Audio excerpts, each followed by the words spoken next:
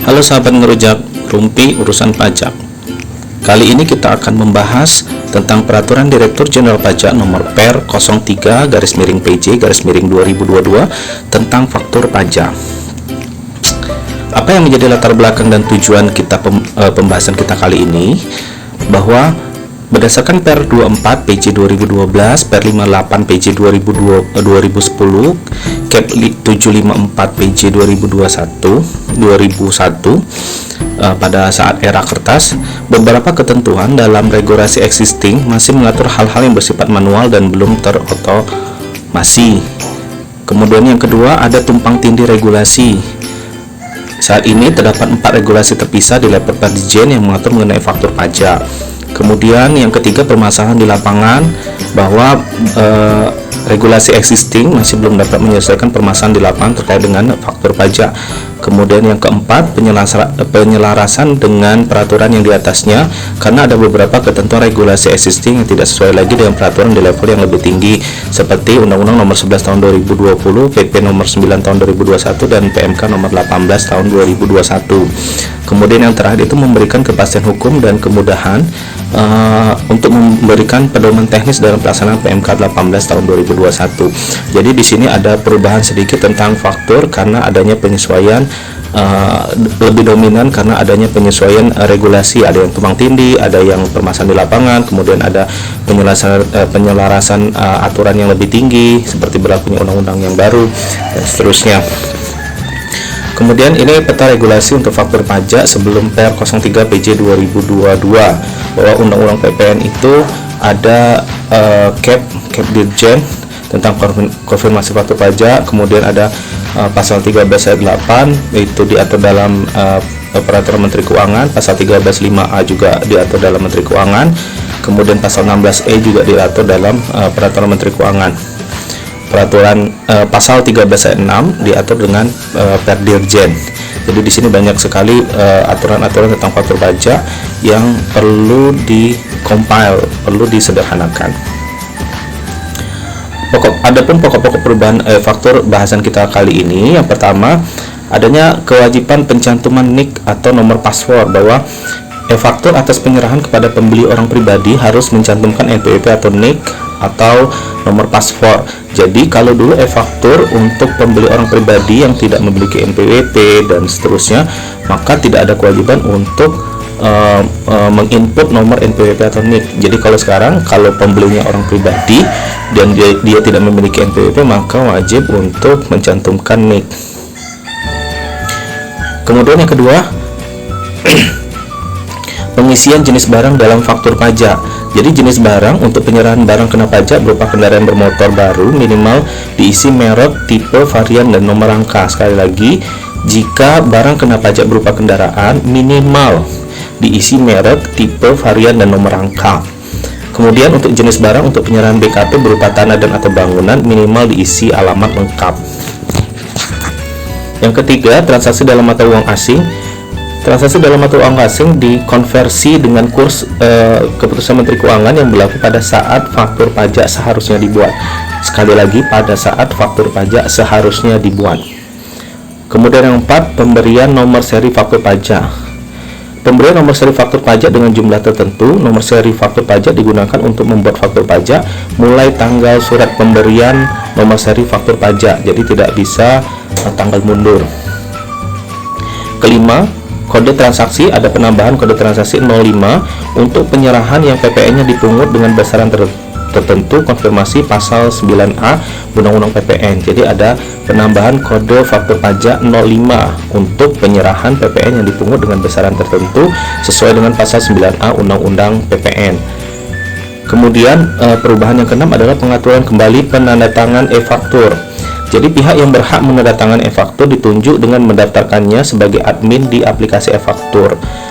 7. Aplikasi e-faktur H2H. Aplikasi e-faktur host to host hanya untuk PJAP. Jadi ada aplikasi e-faktur H2H sekarang. Yang selanjutnya adalah pembatasan waktu upload e-faktur. E-faktur harus diupload paling lambat tanggal 15 bulan berikutnya setelah tanggal pembuatan e-faktur. Nah, jadi di sini ada perbedaan dari sebelumnya, bahwa e-faktur itu kalau sebelumnya itu paling lambat diupload itu paling lambat akhir bulan berikutnya. Kalau sekarang itu paling lambat tanggal 15 bulan berikutnya setelah tanggal pembuatan e-faktur. Jadi jangan sampai terlambat untuk mengupload e-faktur, karena jika terlambat bisa jadi kena sanksi pasal 14(4), denda terlambat menerbitkan faktur. Kemudian berikutnya adalah pengaturan kembali faktur penjualan. Faktur penjualan merupakan e-faktur sepanjang diupload menggunakan aplikasi e-faktur host to host dan memperoleh persetujuan DJP. Faktur penjualan sekali lagi merupakan e-faktur sepanjang ada dua syarat. Yang pertama, diupload menggunakan aplikasi e-faktur host to host, dan yang kedua memperoleh persetujuan Direktorat Jenderal Pajak atau DJP. Kemudian selanjutnya, cap atau keterangan fasilitas PPN dalam e-faktur. Pembuatan cap atau keterangan mengenai fasilitas PPN atau PPNBM dilakukan melalui aplikasi e-faktur. Jadi kalau dulu capnya itu manual, kalau sekarang itu dilakukan melalui aplikasi e-faktur. Perubahan yang berikutnya adalah pengaturan kembali pajak PKP-PE. Pengaturan mengenai faktur pajak bagi pengusaha kena pajak pedagang eceran disesuaikan dengan PMK 18 PMK 03 tahun 2021. Jadi ada perubahan untuk PKP pedagang eceran. Yang terakhir, sengketa pajak terkait dengan pajak masukan. PKP pembeli dapat mengkreditkan pajak masukan dengan faktur pajaknya tidak lengkap sesuai dengan Per 24 PJ tahun 2012 karena kesalahan PKP penjual yang di luar kuasa PKP pembeli. Jadi pembeli itu tetap dapat mengkreditkan pajak masukannya dalam hal tidak lengkap sesuai dengan Per 24 tahun 2012, tetapi karena kesalahan PKP penjual yang di luar kuasa PKP pembeli. Ini juga ada ketentuan yang dihapus, yaitu sudah e-faktur mengenai pengadaan faktur pajak pasal 4 Per 24. Kemudian yang kedua, faktur pajak tidak lengkap karena nomor seri faktur pajak ganda pasal 10 ayat 1 Per 24. Kemudian pengembalian nomor seri faktur pajak yang tidak digunakan ke KPP pasal 10 ayat 2 Per 24. Yang keempat, pemberitahuan dan perubahan nama penandatangan faktur pajak ke KPP pasal 13 4 Per 24. Kemudian permintaan kopi faktur pajak dalam hal faktur pajak hilang pasal 15 Per 24. Yang terakhir itu cetak ulang e-faktur yang rusak atau hilang pasal 8 Per 16.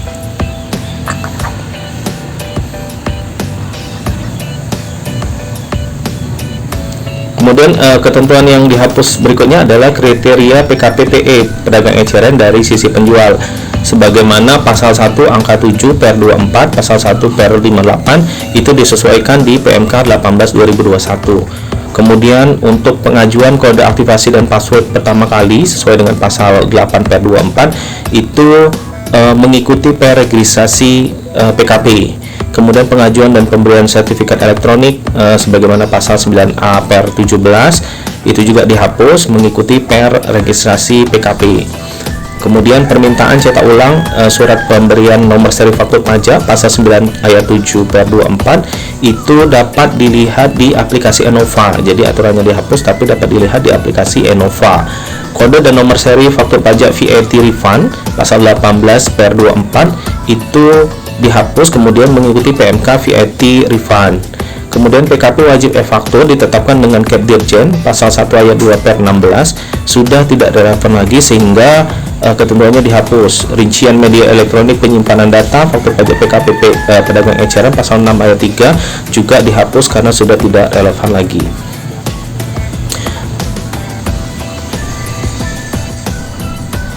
Ini pokok-pokok pengaturan yang dilakukan perubahan. Yang pertama, kewajiban dan saat pembuatan faktur. Kemudian yang kedua, keterangan dalam faktur pajak dan ketentuan pengisian keterangan dalam faktur pajak.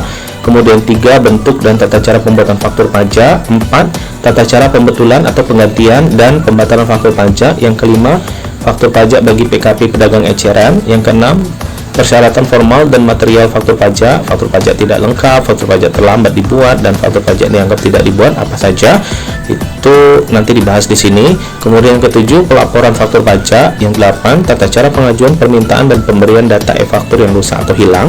Yang ke-9, keadaan tertentu. Yang ke-10, ketentuan lain. Yang ke-11, ketentuan peralihan, dan yang ke-12, ketentuan penutup. Ini mengenai kewajiban dan saat pembuatan faktur pajak yang baru. PKP wajib membuat faktur pajak untuk setiap 1. Penyerahan BKP, penyerahan JKP, ekspor BKP berwujud, ekspor BKP tidak berwujud, dan atau ekspor JKP. Ini berubah menjadi faktur pajak harus dibuat pada 1. Saat penyerahan BKP dan atau penyerahan JKP. Yang kedua, saat penerimaan pembayaran dalam hal penerimaan pembayaran terjadi sebelum penyerahan BKP dan atau JKP. Yang ketiga, saat penerimaan pembayaran termin dalam hal penyerahan sebagian tahap pekerjaan.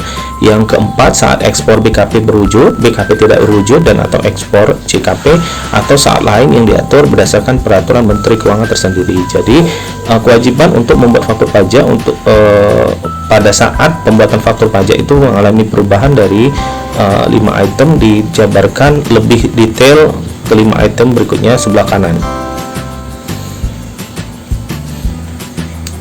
Kemudian faktur pajak gabungan. Faktur pajak gabungan, PKP dapat membuat faktur pajak gabungan untuk 1. Faktur pajak yang meliputi seluruh penyerahan yang sama dilakukan kepada pembeli BKP dan atau penerima JKP yang sama dalam 1 bulan kalender.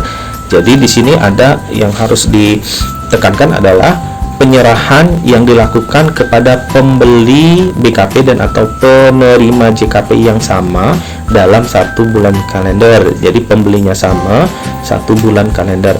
Yang kedua, harus dibuat paling lama pada akhir bulan penyerahan BKP dan atau JKP.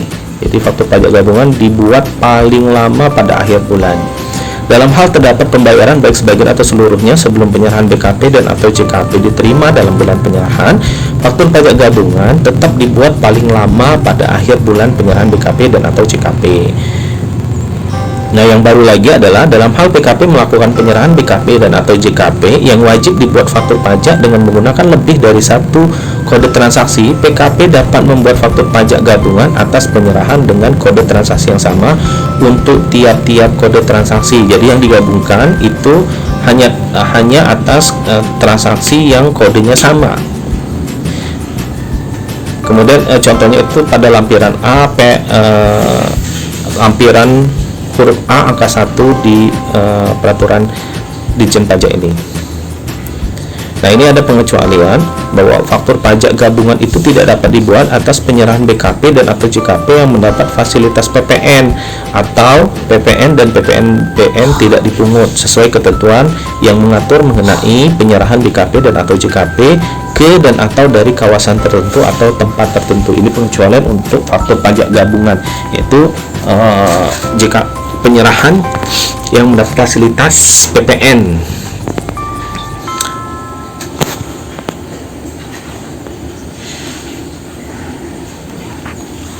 Ini contoh untuk pembuatan faktur pajak gabungan.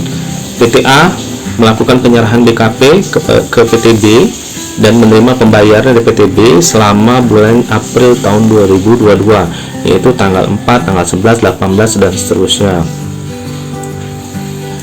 Dalam hal atas penyerahan tersebut hanya menggunakan 1 kode transaksi dan PTA memilih membuat faktur pajak gabungan, maka PTA wajib membuat faktur pajak gabungan pada tanggal 30 April yang meliputi seluruh penyerahan yang dilakukan dan pembayaran uang muka yang diterima pada bulan April 2022, yaitu dasar pengenaan pajak sebesar 10.250.000, yaitu 1 juta tambah 1.500.000 tambah 2 juta tambah 2.500.000 tambah 250 tambah 3 juta.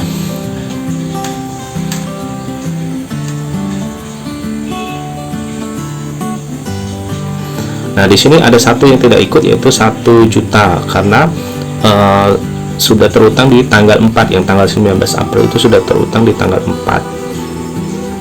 Jadi ini berhubung transaksinya hanya kepada PTB, maka transaksi 1 bulan itu dapat dibikinkan faktur pajak gabungan. Contoh 2, PTA merupakan PKP yang melakukan penyerahan BKP kepada CVC sebagai berikut: penjualan BKP komputer, kemudian ada pembelian cuma-cuma BKP. Berdasarkan data di atas, maka PTA wajib membuat faktur pajak dengan kode transaksi 01 atas penjualan BKP komputer dan kode transaksi 04 atas penyerahan pembelian cuma-cuma. Dalam hal PTA memilih untuk membuat faktur pajak gabungan, maka PTA wajib membuat 1 faktur pajak gabungan pada tanggal 30 April dengan kode 01 yang meliputi seluruh penyerahan BKP berupa komputer yang dilakukan pada bulan April tahun 2022 dan satu faktur pajak gabungan tanggal 25 April atau paling lama tanggal 30 April tahun 2022 untuk kode transaksi 04 yang meliputi seluruh penyerahan BKP berupa keyboard dan mouse komputer yang dilakukan pada bulan April tahun 2022. Jadi di kasus ini ada dua transaksi dengan kode transaksi yang berbeda. Yang pertama kode transaksi 01 dan kode transaksi 04. Maka faktur pajak gabungan harus dibuat masing-masing jika PT tersebut memilih untuk menggunakan faktur pajak gabungan.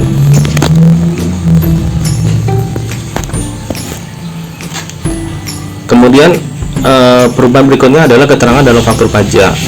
Keterangan tentang penyerahan BKP dan atau JKP yang harus dicantumkan dalam faktur pajak adalah nama, alamat, NPWP yang menyerahkan atau penjual, kemudian identitas pembeli atau penerima jasa kena pajak meliputi nama, alamat, dan NPWP. Nah, di sini ada perubahan NPWP. Kemudian nama, alamat, dan NPWP atau NIK bagi subjek pajak dalam negeri orang pribadi. Kemudian nama, alamat, dan nomor paspor bagi subjek pajak luar negeri, nama dan alamat bagi subjek pajak luar negeri badan atau bukan subjek pajak sebagaimana pasal 3 Undang-Undang PPH. Kemudian jenis barang atau jasa juga dicantumkan, jumlah harga jual atau penggantian dan potongan harga, PPN yang dipungut, PPNBM yang dipungut, kode, nomor seri dan tanggal pembuatan faktur, dan nama dan tanda tangan yang berhak menandatangani faktur. Jadi di sini ada catatan bahwa NIK itu memiliki kedudukan yang sama dengan NPWP dalam rangka pembuatan faktur pajak dan mengkreditkan pajak masukan.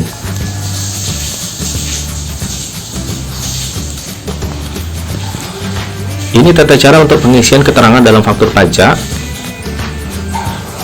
Yang pertama, identitas PKP penjual, nama, alamat, NPWP wajib diisi sesuai dengan nama, alamat, dan NPWP yang tercantum dalam surat pengukuhan PKP.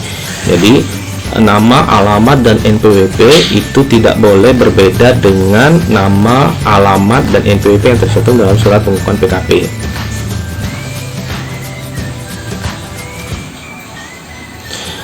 Di sini ada catatan bahwa dalam hal nama, alamat yang tercantum dalam SKT atau SP PKP berbeda dengan nama alamat yang sebenarnya, maka harus mengajukan permohonan perubahan data berupa nama, alamat dalam SKT SP PKP agar sesuai dengan keadaan yang sebenarnya atau sesungguhnya. Kemudian identitas pembeli, barang kena pajak atau penerima JKP, nama, alamat, NPWP, NIK, dan password wajib disesuai dengan yang sebenarnya atau sesungguhnya. Kemudian bagi subjek pajak dalam negeri, nama dan alamat dapat disesuai dengan nama dan alamat yang tercantum dalam SKT atau surat pengukuhan PKP. Kemudian dalam hal penyerahan BKP, JKP dilakukan kepada pembeli atau penerima JKP yang merupakan tempat dilakukan pemusatan PPN terutang, tetapi dikirim atau diserahkan ke tempat PPN terutang yang dipusatkan. Berlaku ketentuan yang pertama, nama dan NPWP diisi dengan nama dan NPWP PKP tempat dilakukannya pemusatan. Yang kedua, alamat diisi dengan alamat PPN terutang yang dipusatkan. Jenis barang atau jasa adalah wajib diisi yang sebenarnya atau sesungguhnya. Kemudian untuk penyerahan BKP ke kawasan perdagangan bebas dan pelabuhan bebas itu ditambah HS kode. Kemudian untuk penyerahan BKP berupa kendaraan bermotor harus mencantumkan keterangan berupa merek, tipe, varian, dan nomor angka. Untuk penyerahan BKP berupa tanah dan atau bangunan paling sedikit memuat informasi berupa alamat lengkap tanah dan atau bangunan yang dimaksud. Di sini ada bendera new, itu harus diperhatikan oleh kawan-kawan sekalian. Itu merupakan aturan yang baru tentang faktur pajak ini. Kemudian lanjut lagi tentang tata cara pengisian keterangan dalam faktur pajak. Untuk DPP itu berupa jumlah harga jual, penggantian, uang muka atau termin. Yang kedua, dasar pengenaan pajak berupa nilai lain. Yang ketiga, nilai tertentu yang menjadi dasar perhitungan PPN dipungut atau disetor yang besarannya diatur dalam 9A ayat 1 Undang-Undang PPN. PPN yang dipungut adalah tarif PPN pasal 7 ayat 1 Undang-Undang PPN dikali DBP atau besaran tertentu PPN yang dipungut berdasarkan pasal 9A ayat 1 Undang-Undang PPN. Ini yang baru ya, besaran tertentu PPN. Kemudian kode dan nomor seri faktur pajak itu total 16 digit, 2 digit kode transaksi, 1 digit kode status, dan 13 digit nomor seri faktur pajak.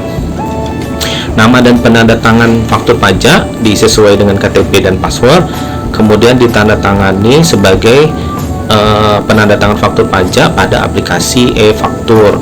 PKP dapat menunjukkan lebih dari satu pejabat atau pegawai untuk menandatangani faktur, termasuk pejabat atau pegawai di cabang dalam hal PKP melakukan pemusatan tempat PPN terhutang. Tanda tangan berupa tanda tangan elektronik. Contoh pengisian DPP dan PPN dalam faktur pajak. DPP normal, penyerahan garmen dengan harga jual 100 juta, PPN-nya dipungut dengan tarif 11%. DPP nilai lain, contohnya adalah pemakaian sendiri BKP dengan harga jual sebesar 100 juta dan laba kotor sebesar 10 juta yang PPN-nya dipungut dengan tarif 11%. Besaran tertentu PPN contohnya adalah penyerahan kendaraan bermotor bekas dengan harga jual sebesar 100 juta yang PPN-nya dipungut dengan besaran tertentu sebesar 1,1% dari harga jual. Dari ketiga contoh di atas, maka pengisian DPP adalah yang pertama, untuk kasus pertama, harga jualnya yang 100 juta untuk transaksi normal, DPP-nya 100 juta, PPN-nya 11% kali DPP atau 11 juta.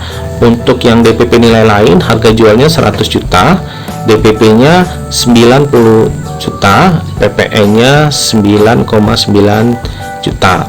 Kemudian untuk besaran tertentu PPN, harga jualnya 100 juta, DPP-nya 100 juta, PPN-nya 1,1 juta. Transaksi dalam faktur pajak ada 9 kode. Kode 01 seperti yang lama adalah penyerahan yang dipungut oleh PKP. Kemudian kode 02 untuk penyerahan BKP atau JKP kepada pemungut PPN instansi pemerintah. Kemudian 03 itu kode untuk pemungut PPN lainnya. 04 untuk DPP nilai lain sesuai dengan pasal 8A ayat 1 Undang-Undang PPN. Kemudian 05 ini yang baru adalah penyerahan BKP atau JKP yang PPN-nya dipungut dengan besaran tertentu seperti yang diatur dalam pasal 9A ayat 1 Undang-Undang PPN oleh PKP yang melakukan penyerahan BKP atau JKP. 06 itu penyerahan yang menggunakan tarif selain pasal 7 ayat 1 Undang-Undang PPN, penyerahan BKP kepada turis. 07 untuk penyerahan BKP JKP yang mendapat fasilitas tidak dipungut atau ditanggung pemerintah. 08 untuk fasilitas dibebaskan. 09 untuk pasal 16D Undang-Undang PPN, yaitu berupa aktiva yang menurut tujuan semula tidak untuk diperjualbelikan.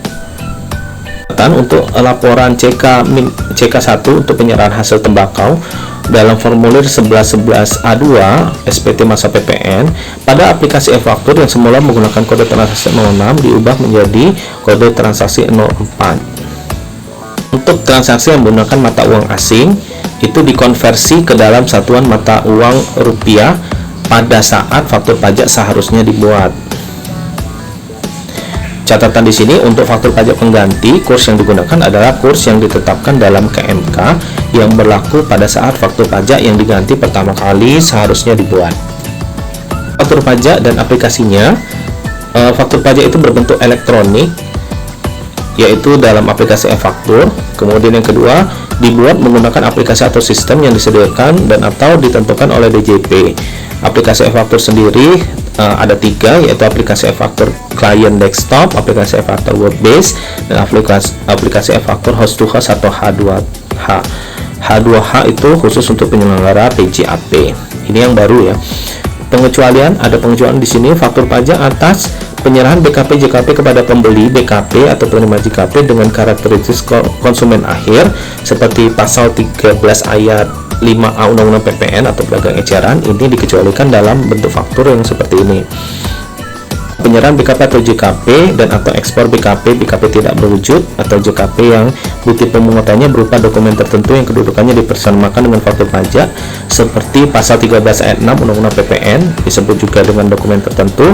Yang ketiga adalah penyerahan BKP kepada orang pribadi pemegang paspor luar negeri sebagaimana diatur dalam pasal 16E Undang-Undang PPN atau VAT refund. Jadi seluruhnya bentuk faktur pajak dan aplikasinya adalah faktur pajak e-faktur. Aplikasinya ada 3 ini tadi, kecuali yang 3 ini, yaitu penjualan secara eceran, kemudian dokumen tertentu, sama VAT refund, dibuat sesuai dengan peraturan terkait. Ini adalah contoh tampilan PDF atau cetakan kertas untuk e-faktur. Tapi di sini ada catatan juga, e-faktur tidak wajib dicetak.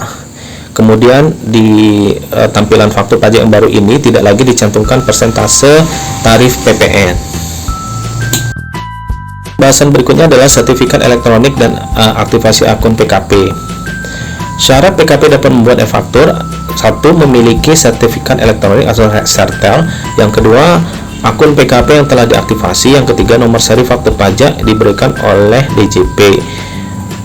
Permintaan dan pembelian sertel itu dilaksanakan berdasarkan Per Nomor 4 PJ 2020. Sama, permintaan dan pembelian keputusan aktivasi akun PKP dilaksanakan berdasarkan Per Nomor 4 PJ 2020. Kemudian dalam hal permintaan aktivasi akun memenuhi syarat, maka penyerahan surat pemberitahuan kode aktivasi secara langsung ke KPP dan mengirimkan password kepada PKP melalui alamat email yang terdaftar di DJP. Ini contoh formatnya, itu tercantum dalam lampiran huruf E Peraturan Direktorat Jenderal Pajak. Selanjutnya, nomor seri faktur pajak. Permintaan nomor seri faktur pajak dapat dilakukan secara elektronik maupun langsung ke KPP atau KP2KP dengan cara menyampaikan surat permintaan nomor seri faktur pajak.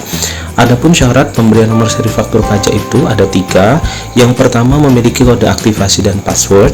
Yang kedua, memiliki akun PKP yang telah diaktifasi. Dan yang ketiga, telah melaporkan SPT masa PPN untuk 3 masa pajak terakhir yang telah jatuh tempo. Nah, yang poin ketiga ini biasanya yang dilupakan oleh wajib pajak, bahwa untuk pemberian nomor seri faktur pajak, syarat yang ketiga ini mutlak. Jadi PKP harus menyampaikan SPT masa 3 masa pajak terakhir yang telah jatuh tempo.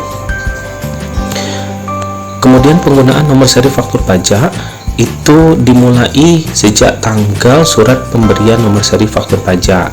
Adapun jumlah nomor seri faktur pajak yang diberikan adalah paling banyak 75 nomor seri faktur pajak untuk PKP yang 3 masa pajak sebelumnya membuat dan melaporkan kurang dari atau sama dengan 75 faktur pajak, atau bagi PKP baru yang baru dikukuhkan.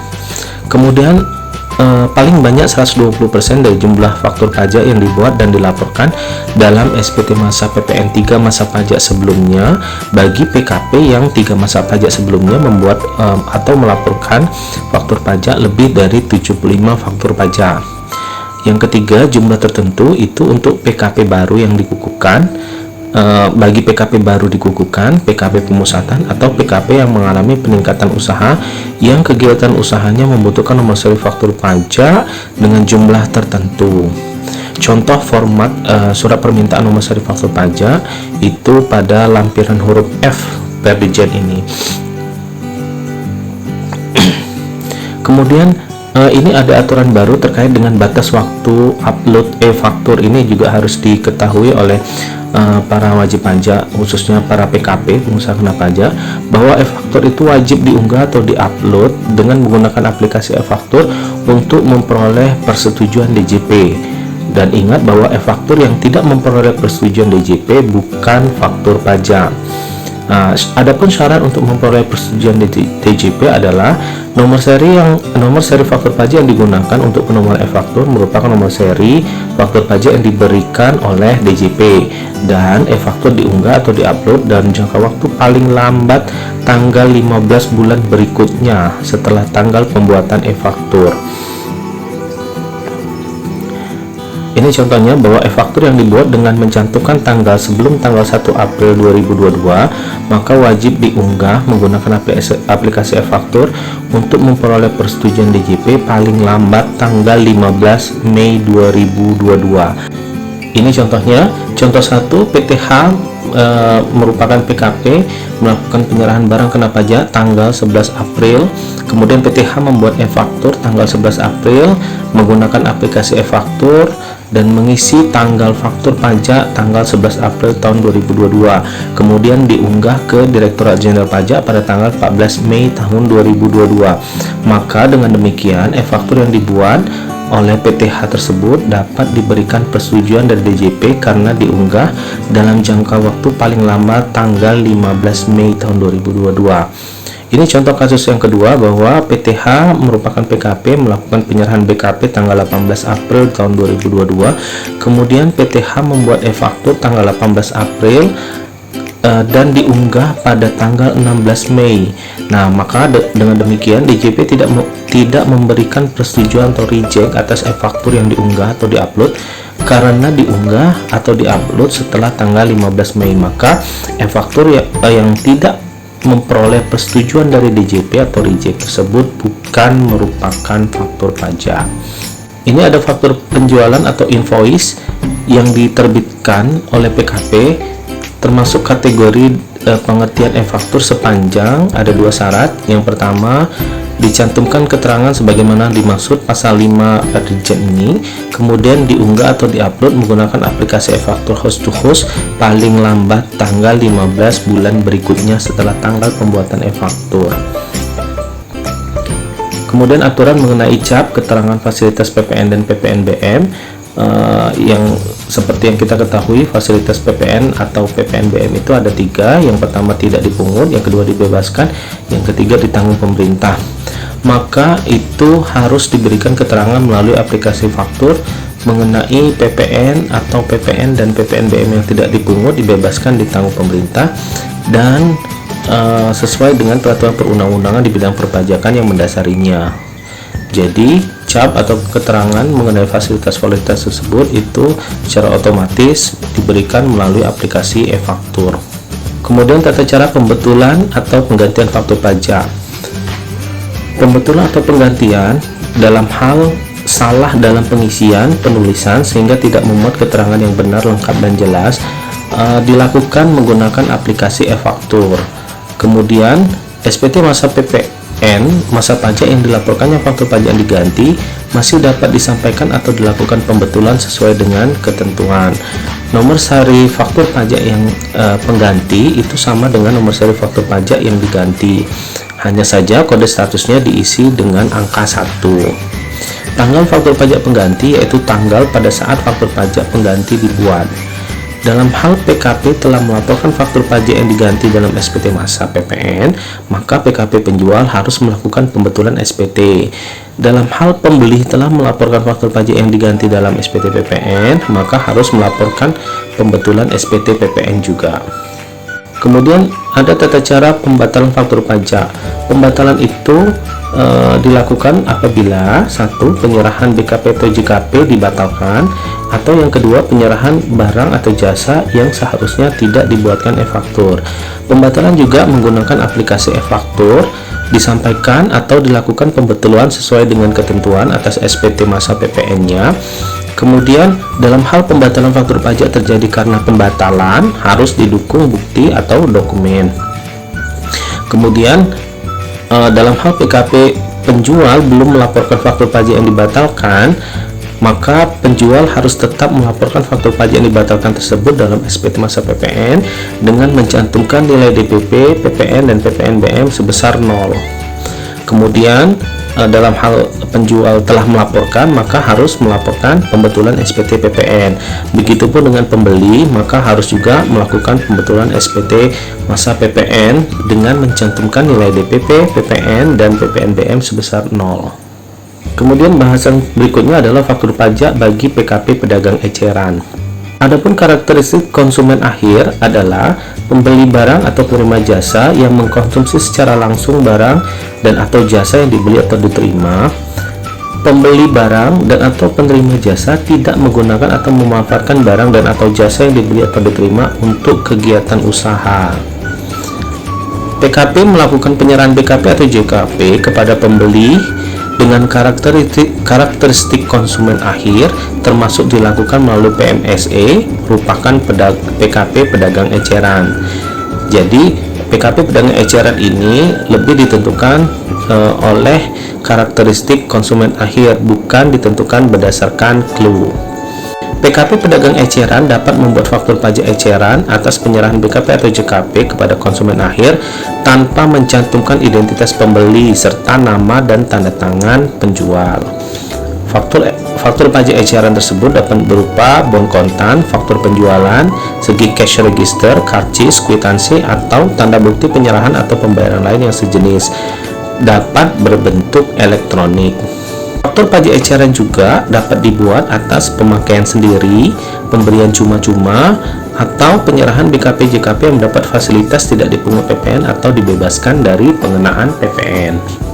Ini pengecualian faktur pajak bagi PKP pedagang eceran, yaitu PKP pedagang eceran yang melakukan penyerahan BKP tertentu atau JKP tertentu kepada konsumen akhir wajib membuat e-faktur untuk apa yang dimaksud dengan BKP JKP tertentu itu, yaitu penyerahan dan penyewaan angkutan darat berupa kendaraan bermotor, angkutan air berupa kapal pesiar, kapal ekskursi, kapal feri, dan yacht. Kemudian penyerahan atau penyewaan tanah dan bangunan. Yang keempat, angkutan udara berupa penyewaan pesawat terbang, helikopter, balon udara. Kemudian untuk penyerahan, yaitu penyerahan senjata api dan peluru senjata api. Jadi untuk PKP pedagang eceran, jika PKP pedagang eceran tersebut melakukan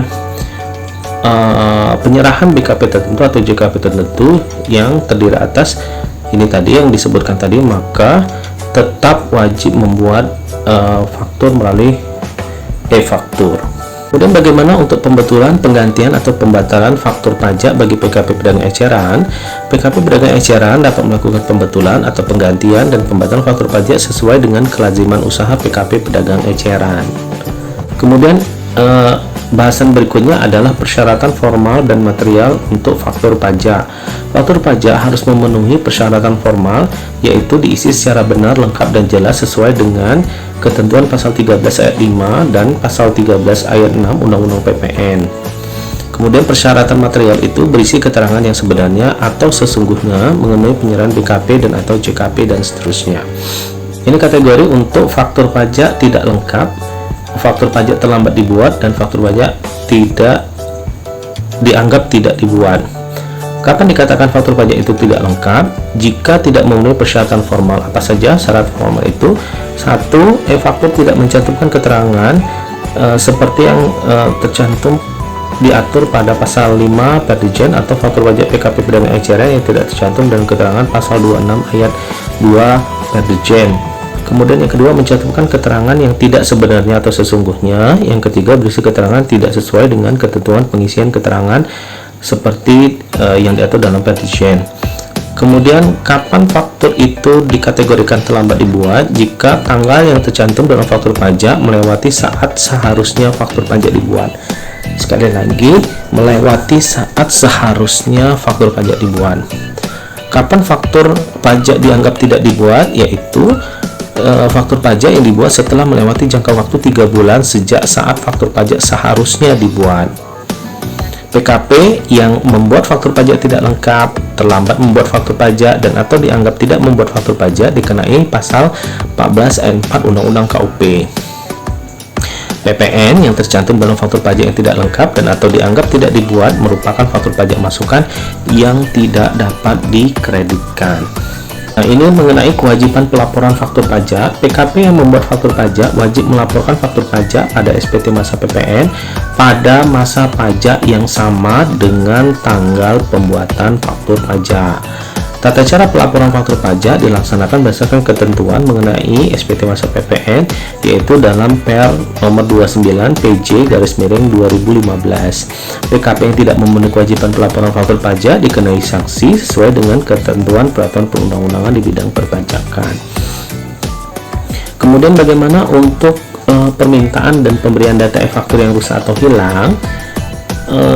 Pemberian data e-faktur yang rusak atau hilang itu dapat dilakukan wajib pajak atau PKP dengan menyampaikan permintaan secara online atau langsung ke KPP. Contoh formatnya ada di lampiran huruf L Petigen ini. Kemudian data e-faktur yang diminta terbatas pada e-faktur yang telah dibuat, diupload, dan memperoleh persetujuan DJP. Kemudian untuk penyelesaiannya sendiri, KPP memberikan data e-faktur yang diminta secara langsung paling lama 20 hari kerja. Kemudian ini pengaturan mengenai keadaan tertentu. Apa yang dimaksud dalam keadaan tertentu? Contohnya adalah peperangan, kerusuhan, revolusi, bencana alam, pemogokan, kebakaran, dan sebab lainnya yang di luar kuasa PKP yang ditetapkan oleh Direktur Jenderal Pajak. Dalam keadaan tertentu, PKP diperkenankan untuk membuat faktur pajak berbentuk kertas atau hard copy, di mana format dan tata cara penggunaan kodenya sama dengan format dan tata cara penggunaan kode sebagaimana tercantum dalam lampiran huruf B per, kecuali ditetapkan oleh Direktur Jenderal Pajak. Ini ketentuan lain-lain yaitu 1. E-faktur yang telah diunggah atau diupload ke DJP dengan menggunakan aplikasi e-faktur dan telah memperoleh persetujuan dari DJP merupakan faktur pajak yang dibuat oleh PKP. Kemudian untuk pengkreditan pajak masukan, PPN yang tercantum dalam e-faktur atau dokumen tertentu yang kedudukannya dipersamakan dengan faktur pajak merupakan faktur pajak masukan yang dapat dikreditkan oleh PKP pembeli sepanjang PPN tersebut bukan merupakan PPN atas pengeluaran sebagaimana pasal 9 ayat 8 Undang-Undang PPN dan tercantum dalam faktur pajak yang memenuhi persyaratan formal sebagaimana diatur pada pasal 13 ayat 9 Undang-Undang PPN. Kemudian yang ketiga, untuk pengujian pajak masukan, pengkreditan pajak masukan oleh PKP pembeli tidak tergantung pada pelaporan e-faktur atau dokumen tertentu yang kedudukannya dipersamakan dengan e-faktur pajak dalam SPT masa PPN PKP penjual. Untuk mengetahui pelaporan PKP penjual dilakukan menggunakan aplikasi atau data atau informasi dalam sistem informasi DJP. Jadi tidak perlu untuk konfirmasi PKPM atau pajak keluaran pajak masukan ke KPP tempat PKP penjual dikukuhkan, karena Cap 754 tahun 2001 itu telah dicabut. Ketentuan peralihan tentang pajak masukan yang dapat dikreditkan yaitu PPN yang tercantum dalam faktur pajak yang dibuat berdasarkan Per 24 PJ 2012 yang 1. mencantumkan alamat pembeli yang berbeda, yang kedua dibuat sebelum implementasi aplikasi e-faktur dan menggunakan nomor seri faktur pajak selain yang diberikan oleh DJP, yang ketiga dibuat sebelum implementasi e-faktur dan menggunakan nomor seri faktur pajak ganda, yang D dibuat sebelum implementasi aplikasi e-faktur dan tanggal pembuatannya mendahului tanggal surat pemberian nomor seri faktur pajak dan atau ditandatangani oleh PKP orang pribadi atau pejabat pegawai yang berhak menandatangani faktur atau e-faktur tetapi tidak diberitahukan atau terlambat diberitahukan ke KPP, maka pajak masukannya tetap dapat dikreditkan. Kemudian aplikasi e-faktur host to host pengguna. Aplikasi e-faktur host to host pasal 1 ayat 2 huruf A per 16 PJ 2014 tetap dapat digunakan sampai dengan dicabutnya Cap Dirjen penetapan sebagai PKP yang menggunakan aplikasi e-faktur H2H. Adapun ketentuan yang dicabut dan dinyatakan tidak berlaku lagi yaitu Per 24 PJ 2012 sebagaimana telah diubah terakhir dengan Per 04 2020. Kemudian yang kedua Per 16 2014 sebagaimana telah diubah terakhir dengan Per 10 tahun 2020. Kemudian Per 58 tahun 2010 dan Cap 754 PJ garis miring 2001. Maka Perdijen faktur pajak ini mulai berlaku pada tanggal 1 April tahun 2022. Terima kasih. Sekian pembahasan mengenai perubahan faktur pajak kali ini. Jika ada komentar, masukan, dan saran, silakan masukkan di kolom komentar di bawah. Terima kasih. Assalamualaikum warahmatullahi wabarakatuh.